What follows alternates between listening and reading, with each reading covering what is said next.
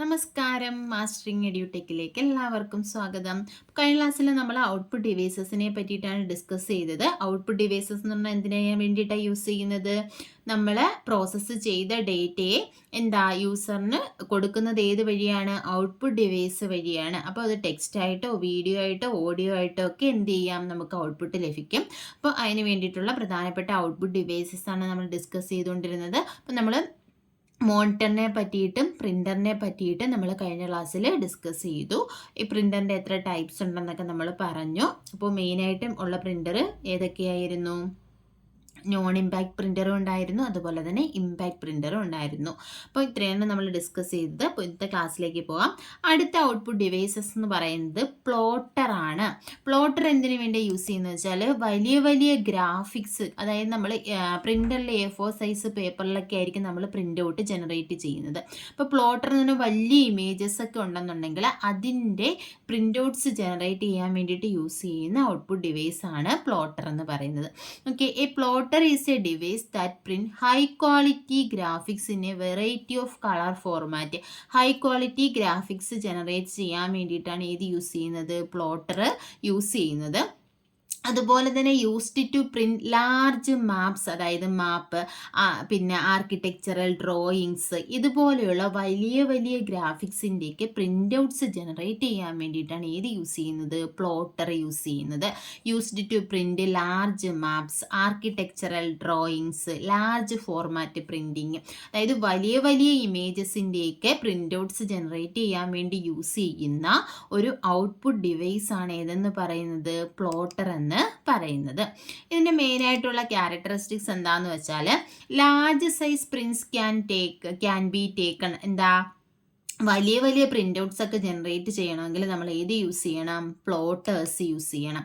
അതുപോലെ തന്നെ ഇതെന്താണ്? സ്ലോ ആണ്, എക്സ്പെൻസീവ് ആണ്. പ്ലോട്ടർ എന്ന് പറഞ്ഞാൽ സ്ലോ ആയിട്ടായിരിക്കും പ്രിൻ്റ് ഔട്ട്സ് ജനറേറ്റ് ചെയ്യുന്നത്, അതുപോലെ തന്നെ എക്സ്പെൻസീവും ആയിരിക്കും. അപ്പോൾ ഇത്രയും ഓർത്താൽ മതി. വലിയ നമ്മുടെ മാപ്പ്, ആർക്കിടെക്ചറൽ ഡ്രോയിങ്സ്, അതായത് വലിയ ബിൽഡിങ്സിൻ്റെയൊക്കെ പ്ലാന്, ഇങ്ങനെയുള്ള കാര്യങ്ങളുടെയൊക്കെ പ്രിൻ്റ് ഔട്ട്സ് ജനറേറ്റ് ചെയ്യാൻ വേണ്ടിയിട്ട് യൂസ് ചെയ്യുന്ന ഒരു ഔട്ട്പുട്ട് ഡിവൈസ് ആണ് ഏതെന്ന് പറയുന്നത്? പ്ലോട്ടർ എന്ന് പറയുന്നത്. ഇനി അടുത്ത ഔട്ട്പുട്ട് ഡിവൈസ് നോക്കാം. പ്രൊജക്ടർ നമ്മൾ കണ്ടിട്ടുണ്ടാവുമായിരിക്കുമല്ലോ, എല്ലാവരും കണ്ടിട്ടുണ്ടായിരിക്കും. എങ്ങനെയാണ് നമ്മൾ യൂസ് ചെയ്യുന്നത്? ഇപ്പോൾ വലിയ ഒരുപാട് ആൾക്കാർക്കൊക്കെ ക്ലാസ് ഒക്കെ എടുക്കണം, അല്ലെങ്കിൽ ഒരു വലിയ സ്ക്രീനിൽ നമുക്ക് എന്തെങ്കിലുമൊക്കെ കാണിക്കണം, ഡിസ്പ്ലേ ചെയ്യിക്കണമെങ്കിൽ നമ്മൾ യൂസ് ചെയ്യുന്നതാണ് ഇത് പ്രൊജക്ടർ നമ്മുടെ മോണിറ്റർ പോലെ വർക്ക് ചെയ്യുന്നതാണ്. പക്ഷേ ഇതിൻ്റെ സ്ക്രീൻ എന്ന് പറഞ്ഞാൽ എന്തായിരിക്കും? ലാർജ് ആയിരിക്കും. നമുക്കൊരു ലാർജ് സ്ക്രീനിലോ അല്ലെങ്കിൽ വാളിലോ ഒക്കെ നമുക്ക് എന്ത് ചെയ്യാൻ പറ്റും? ഡിസ്പ്ലേ ചെയ്യിക്കാൻ പറ്റും. Okay, a projector is a device that allow users to project their output on a large area such as screen or wall. അതായത് നമ്മുടെ ഔട്ട്പുട്ട്സിനെ നമുക്ക് ഒരു വലിയ ലാർജ് ഏരിയയിൽ അല്ലെങ്കിൽ ഒരു സ്ക്രീനിലോ വോളിലോ ഒക്കെ നമുക്ക് ഔട്ട്പുട്ട് ഡിസ്പ്ലേ ചെയ്യിക്കണമെങ്കിൽ യൂസ് ചെയ്യുന്ന ഔട്ട്പുട്ട് ഡിവൈസ് ആണ് ഏതെന്ന് പറയുന്നത്? പ്രൊജക്ടർ എന്ന് പറയുന്നത്. മിക്കവാറും കണ്ടിട്ടുണ്ടായിരിക്കും എല്ലാവരും പ്രൊജക്ടർ എന്ന് പറയുന്നത്. ഇപ്പം നോക്കി, it is an excellent output device for giving presentations or teaching big group of people. അതായത് ഒരുപാട് ആൾക്കാരെ നമുക്ക് പഠിപ്പിക്കണം. അപ്പം സ്ക്രീനിൽ കാണിച്ച് പഠിപ്പിക്കണമെന്ന് വെച്ചാൽ നമ്മുടെ മോണിറ്ററിലൊക്കെ വെച്ചിട്ട് കാണിക്കുക എന്ന് പറയുന്നത് എന്താണ്? ഇപ്പോൾ ബാക്കിലോട്ടൊക്കെ ഒരു 1000 പേരൊക്കെ ഉണ്ടെന്നുണ്ടെങ്കിൽ ബാക്കിലോട്ടൊക്കെ ഇരിക്കുന്നവർക്ക് നമ്മൾ ഫ്രണ്ടിൽ ഇരിക്കുന്ന ഒരു കുറച്ച് പേർക്ക് മാത്രമേ നമ്മൾ കമ്പ്യൂട്ടർ മോണിറ്ററിലൊക്കെ കാണിച്ചാൽ കാണാൻ പറ്റത്തുള്ളൂ. അപ്പോൾ ഒരു ലാർജ് ഗ്രൂപ്പ് ഓഫ് ആൾക്കാർക്ക് നമുക്ക് ക്ലാസ് എടുക്കണം, അല്ലെങ്കിൽ എന്തെങ്കിലുമൊക്കെ പ്രസൻറ്റേഷൻസ്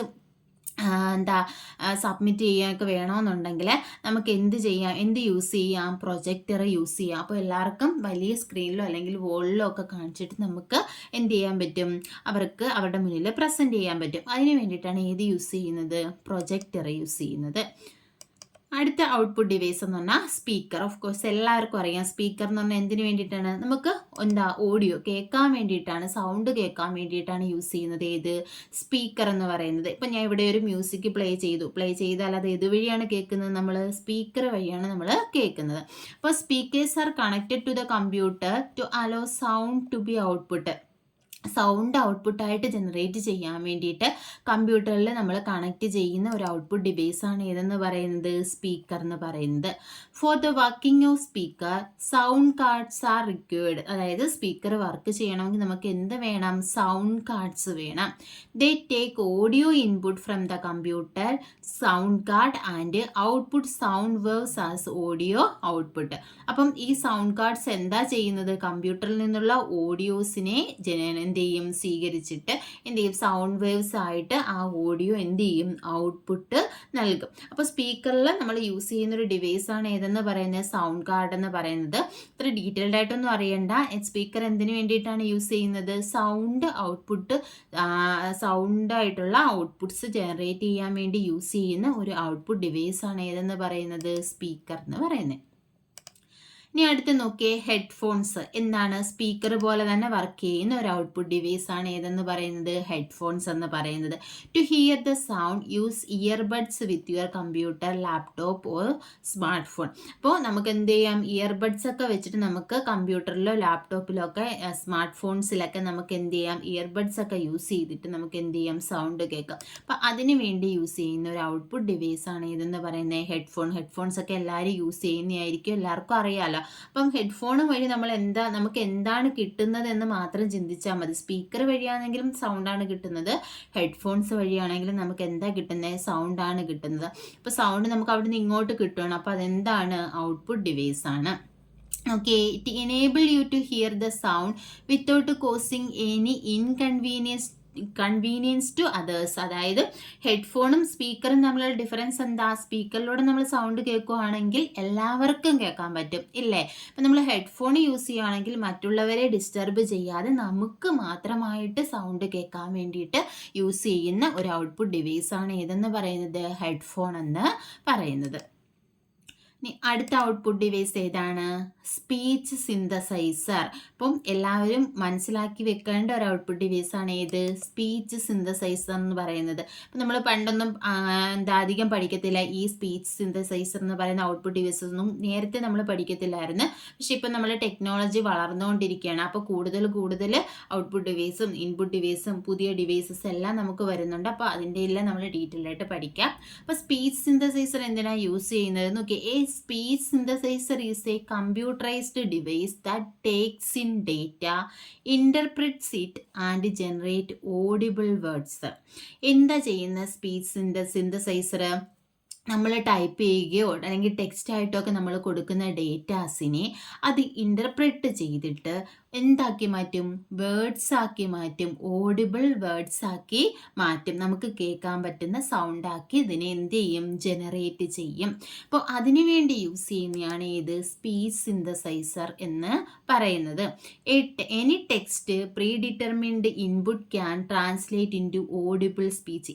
ഇനി നമ്മൾ പ്രീ ഡിറ്റർമിൻഡ് ആയിട്ട് കൊടുത്തിട്ടുള്ള ഏത് ഇൻപുട്ട് ആണെങ്കിലും അല്ലെങ്കിൽ എന്ത് ടെക്സ്റ്റ് ആണെങ്കിലും അതിനെല്ലാം എന്താക്കി മാറ്റും? ഓഡിബിൾ സ്പീച്ച് ആക്കി മാറ്റും.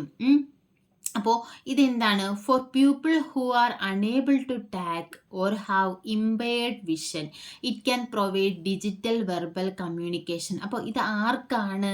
ഇമ്പയർഡ് വിഷൻ, അതായത് നല്ല കാഴ്ചശക്തി ഇല്ലാത്ത ആൾക്കാർക്ക്, അതല്ലെന്നുണ്ടെങ്കിൽ സംസാരിക്കാൻ കഴിയാത്ത ആൾക്കാർക്കൊക്കെ ഹെൽപ്പ് ചെയ്യാൻ വേണ്ടിയിട്ടാണ് ഏത് യൂസ് ചെയ്യുന്നത്? സ്പീച്ച് സിന്തസൈസർ യൂസ് ചെയ്യുന്നത്. ഇപ്പോൾ ഒരാൾക്ക് സംസാരിക്കാൻ കഴിയത്തില്ല, അയാൾക്ക് പറയുന്നത് മറ്റൊരാൾക്ക് എക്സ്പ്രസ് ചെയ്യേണ്ട കാര്യം അയാൾ എന്ത് ചെയ്താൽ മതി? ടൈപ്പ് ചെയ്ത് കൊടുത്താൽ മതി. ടൈപ്പ് ചെയ്ത് കൊടുത്തു കഴിഞ്ഞാൽ സ്പീച്ച് സിന്തസൈസർ അതിനെ എന്ത് ചെയ്യും? അനലൈസ് ചെയ്ത് ഇൻ്റർപ്രറ്റ് ചെയ്ത് അതിന് കറസ്പോണ്ടിങ് ആയിട്ടുള്ള ഓഡിയോ ആക്കി കൺവേർട്ട് ചെയ്യും. അപ്പോൾ എന്ത് ചെയ്യാൻ പറ്റും? മറ്റുള്ളവർക്ക് എന്ത് ചെയ്യും? അത് കേൾക്കുമ്പോൾ മനസ്സിലാവും, ഇയാൾക്കല്ലേ സംസാരിക്കാൻ പറ്റാത്തത്. അപ്പോൾ ഇങ്ങനെ ടെക്സ്റ്റിനെ എന്താക്കി മാറ്റും? ഓഡിയോ ആക്കി മാറ്റാൻ വേണ്ടിയിട്ട് യൂസ് ചെയ്യുന്ന ഒരു ഔട്ട്പുട്ട് ഡിവൈസാണ് ഇത് സ്പീച്ച് സിന്തസൈസർ എന്ന് പറയുന്നത്. അപ്പോൾ എങ്ങനെയുള്ളവരെ ഹെൽപ്പ് ചെയ്യാൻ വേണ്ടിയിട്ടാണ്? ഇമ്പയർഡ് വിഷൻസ് ഉള്ള അല്ലെങ്കിൽ സംസാരിക്കാൻ കഴിയാത്തത്, കാഴ്ചശക്തി കുറവുള്ള ആൾക്കാരെയൊക്കെ എന്ത് ചെയ്യാൻ? ഹെൽപ്പ് ചെയ്യാൻ വേണ്ടിയിട്ടാണ് ഏത് യൂസ് ചെയ്യുന്നത്? സ്പീച്ച് സിന്തസൈസർ പോലെയുള്ള ഔട്ട്പുട്ട് ഡിവൈസ് യൂസ് ചെയ്യുന്നത്. നോക്കി അടുത്തൊരു ഇമ്പോർട്ടൻ്റ് ആയിട്ടുള്ള ഒരു ഔട്ട്പുട്ട് ഡിവൈസാണ് ബ്രെയിലി എംബോസർ. ബ്രെയിലി അറിയാമല്ലോ, ബ്രെയിലി സ്ക്രിപ്റ്റ് ഒക്കെ വളരെ ഇമ്പോർട്ടൻ്റ് ആണ്, എല്ലാവർക്കും അറിയാവുന്നതാണ്. എന്തിനു വേണ്ടിയിട്ടാണ് ബ്രെയിലി സ്ക്രിപ്റ്റ് ഒക്കെ യൂസ് ചെയ്യുന്നത്? അന്ധരായിട്ടുള്ള ആൾക്കാരെ സഹായിക്കാൻ വേണ്ടിയിട്ടാണ് ഏത് യൂസ് ചെയ്യുന്നത്? ബ്രെയിലി സ്ക്രിപ്റ്റ് യൂസ് ചെയ്യുന്നത് ഇല്ലേ? അവർക്ക് എന്ത് ചെയ്യുക, അതൊരു ടച്ച് മെത്തേഡാണ്. അവർക്ക് അതിൽ തൊട്ട് നോക്കി അത് ഏതൊക്കെ വാക്കുകളാണ് അല്ലെങ്കിൽ അക്ഷരങ്ങളാണ് എന്നൊക്കെ മനസ്സിലാക്കാനുള്ള കഴിവുണ്ട്. അതാണ് ബ്രെയിലി സ്ക്രിപ്റ്റ്. ബ്രെയിലി സ്ക്രിപ്റ്റ് എങ്ങനെയാണ് യൂസ് ചെയ്യുന്ന അതെന്താണ്, ആ ഒരു പേപ്പറിൽ കുറച്ച് പ്രൊജക്റ്റ് ചെയ്തിട്ടുള്ള ഒരു ഇതായിരിക്കും. അതിലിങ്ങനെ ടച്ച് ചെയ്യുമ്പോൾ എന്ത് പറ്റും, അവർക്കത് ഐഡൻറ്റിഫൈ ചെയ്യാൻ പറ്റും. അതുപോലെയാണ് നമ്മുടെ ബ്രെയിലി എംബോസർ എന്ന് പറയുന്നത്. ഇറ്റ് ഈസ് ഡിസൈൻഡ് ഫോർ വിഷൻലെസ്, കാഴ്ചയില്ലാത്തവർക്ക്, അന്ധരായിട്ടുള്ള ആൾക്കാർക്ക് വേണ്ടിയിട്ടാണ് ഏത് യൂസ് ചെയ്യുന്ന അവരെ ഹെൽപ്പ് ചെയ്യാൻ വേണ്ടിയിട്ടുള്ള ഒരു ഔട്ട്പുട്ട് ഡിവൈസാണ് ഇത് ബ്രെയിലി എംബോസർ എന്ന് പറയുന്നത്. എന്താ ചെയ്യുന്നത്? Braille embosser help visually impaired people by printing raised dot on paper. പേപ്പറിൽ എങ്ങനെയാണ് അത് പ്രിൻറ്റ് ചെയ്യുന്നത്? റേസ്ഡ് ഡോട്ട്സ് ആയിട്ടായിരിക്കും പ്രിൻറ്റ് ചെയ്യുന്നത്. അപ്പം ഡോട്ട് നമ്മൾ ഡോട്ട് മെട്രിക്സിൽ പറഞ്ഞില്ലേ, ഡോട്ട് പോലുള്ള പാറ്റേൺ ആയിട്ടാണ് പ്രിൻ്റ് ഔട്ട് ജനറേറ്റ് ചെയ്യുന്നതെന്ന്. അപ്പോൾ ഇതിനകത്ത് ജനറേറ്റ് ചെയ്യുന്നത് എങ്ങനെയായിരിക്കും? റേസ്ഡ് ഡോട്ട് ആയിരിക്കും. എന്താ ആ ഡോട്ട് ആ പാറ്റേൺ എന്ന് പറയുന്നത് എന്താ, കുറച്ച് റേസ്ഡ് പൊങ്ങി നിൽക്കുന്ന ടൈപ്പിലായിരിക്കും. അപ്പോൾ these dots from braille letters that can be read by touch. അപ്പം ഈ ഡോട്ട് വെച്ചിട്ട് എന്ത് ചെയ്യാം, നമുക്ക് തൊട്ട് നോക്കി അത് ഐഡൻറ്റിഫൈ ചെയ്യാൻ വേണ്ടിയിട്ട് പറ്റും. എന്താ, ഈ ബ്രെയിലി ലെറ്റേഴ്സ് തൊട്ട് നോക്കി ഐഡൻറ്റിഫൈ ചെയ്യാൻ പറ്റുന്ന രീതിയിൽ റേസ്ഡ് ഡോട്ട്സ് ആയിട്ടായിരിക്കും അതിനകത്ത് പ്രിൻ്റ് ഔട്ട്സ് ജനറേറ്റ് ചെയ്യുന്നത്. നോക്കിയേ, this make digital information accessible to blind users. എന്തിനു വേണ്ടി ഹെൽപ്പ് ചെയ്യും? ഡിജിറ്റൽ ഇൻഫർമേഷൻ ബ്ലൈൻഡ് ആയിട്ടുള്ള ആൾക്കാർക്ക് ആക്സസ് ചെയ്യാൻ വേണ്ടിയിട്ടാണ് ഏത് യൂസ് ചെയ്യുന്നത്? ഈ ബ്രെയിലി എംബോസർ യൂസ് ചെയ്യുന്നത്.